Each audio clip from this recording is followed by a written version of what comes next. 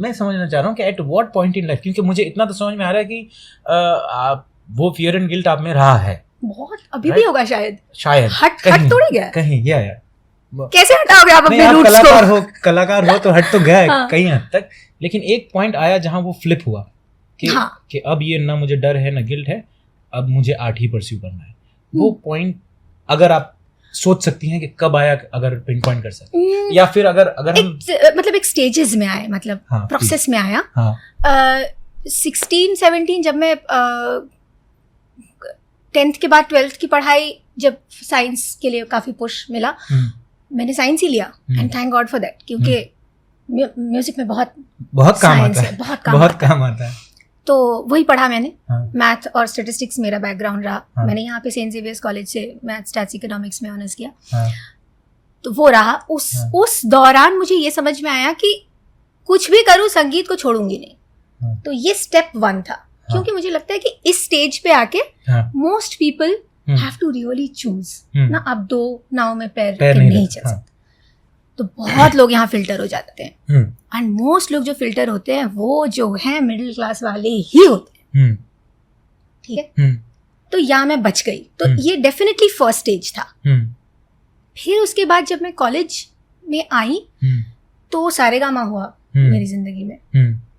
और please note कि मैं सारेगामा हुआ बोल रही हूँ, किया नहीं, क्योंकि मोस्ट चीजें जो हम सोचते हैं कि हम कर रहे हैं वो उससे कुछ नहीं निकलता जो आप कर रहे होते हो। और ये एक एंटरप्रेन्योर से ज्यादा कोई नहीं जानता। यस यस, जो बेसाख्ता आपके जीवन में हो जाता है वो ही चीजें हैं। वो पर आप उनके बारे में सोच रहे होते हो। Definitely it's not coming from nowhere, it's coming from somewhere. You are putting your energies towards, you are giving a signal to the universe. The universe is responding to you not exactly the way that you want to, but it is. So it comes in different ways.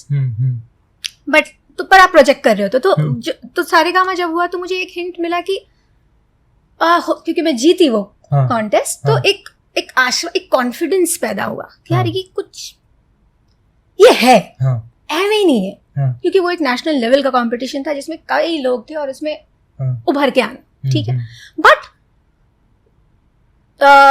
तो उससे जो सीख वो मुझे मिली वो उतनी ही मिली। बाकी तो उसके साथ और भी बहुत चीजें आई, एक छोटा सा स्टारडम, एक छोटा सा जान पहचान, एक विजिबिलिटी, बट उसकी वो ठीक है, वो तो आती है और जाती है। It's like money, it comes and goes. नहीं, लेकिन मैं चाहता हूँ कि आप उस स्टारडम पे बात करें कि जब वो आया तब what was going on in your mind. अरे अब सब लोग आपको जान रहे हैं, you are you know. It was actually very awkward. It was awkward because you go on the streets, it's nice, it's happy, but very awkward because today's generation is probably more because social media is all about putting yourself out there. We didn't come from that generation, right? We were the generation who had personal diaries here.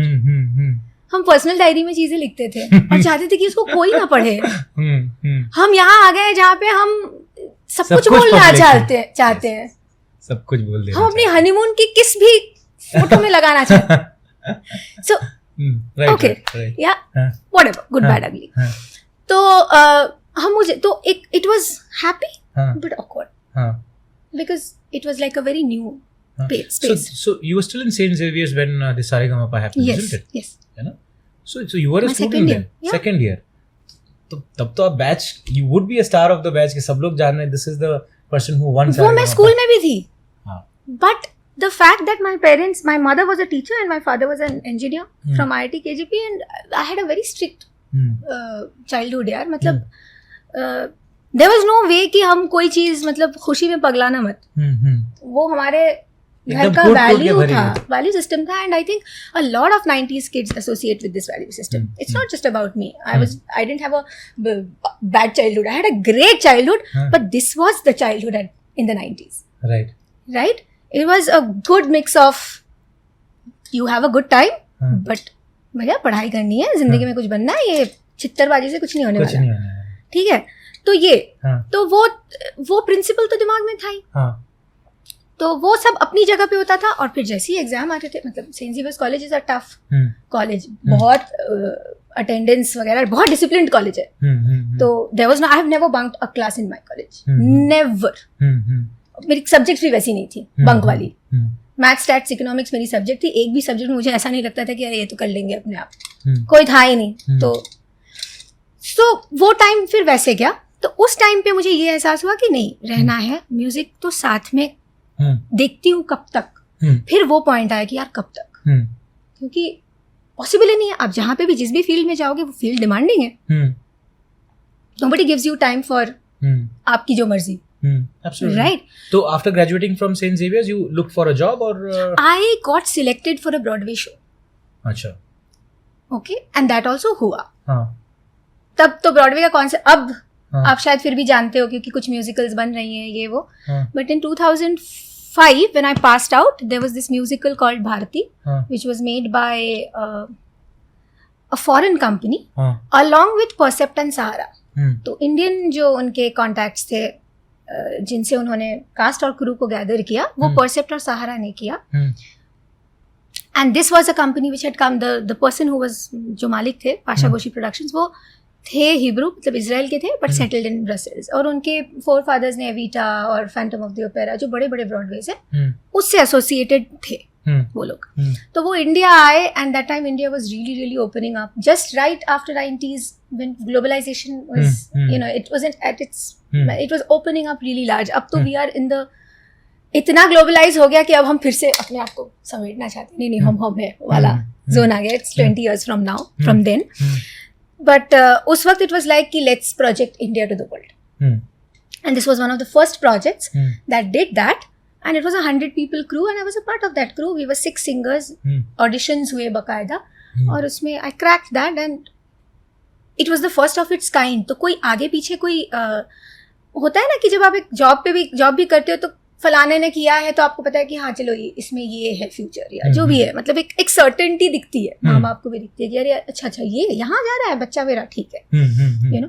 तो ये जब हुआ तो पता भी नहीं था, पता नहीं आगे क्या होगा, कौन है ये लोग, रैंडम से थे, मतलब किसी को पता भी नहीं था. तो I became part of that and वहां से एजुकेशन को ऑलमोस्ट टाटा बाय बाय कह दिया क्योंकि it was a full time job at that point of time at least. तो 2 साल के I finished my graduation just right after in fact the day of the audition was on the day of my last exam practical. मेरा मध्यम वर्गीय दिमाग ये सोच रहा है कि पढ़ाई खत्म हुई कि नहीं. करेक्ट. तो हुई, क्योंकि ये इंपॉर्टेंट क्वेश्चन है और शायद अगर कुछ और होता तो मैं करती भी नहीं हो पाता मेरी जिंदगी में. लेकिन काफी ऐसे लोग हैं जिन्होंने बड़ी बड़ी चीजें छोड़ी हैं यार. एंड मुझे लगता है majority of the artist you will find who have reached somewhere in life, वो सब कुछ करने के बाद का वक्त ही नहीं होता. They take these very tough decisions very early on. कुछ पाने के लिए कुछ खोना पड़ता है, वो हिसाब ही नहीं बैठता नहीं तो एनीवे तो वो था. तो उसके बाद एक 3-4 साल मैंने वो किया जिसमें we travelled the world, like every country, every city and काफी मौज हुआ मुझे मेरा उसमें.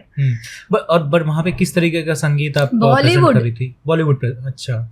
टोटली बॉलीवुड. अच्छा. And coming back to what you say कि यार कनेक्टिंग एंड ऑडियंस को, किसी को नहीं पता ऑडियंस को क्या चाहिए. वहाँ हम फ्रांस में, जर्मनी में, बेल्जियम में हिंदी गाने गा रहे थे. हिंदी गाने कितने लोगों के सामने? You take a guess. I don't know, maybe 10,000 people. Arenas में होते हैं वहां पे ना कॉन्सर्ट्स. तो 10,000 फिरंग जिनको कोई हवा नहीं है. निम्बुड़ा किसको बोलते हैं, वो सुनने आ रहे हैं और वो 10-10 मिनट के स्टैंडिंग ओवेशन दे रहे हैं. क्यों? क्योंकि you are able to cut across. It's a language. Music is a language. It has no boundaries.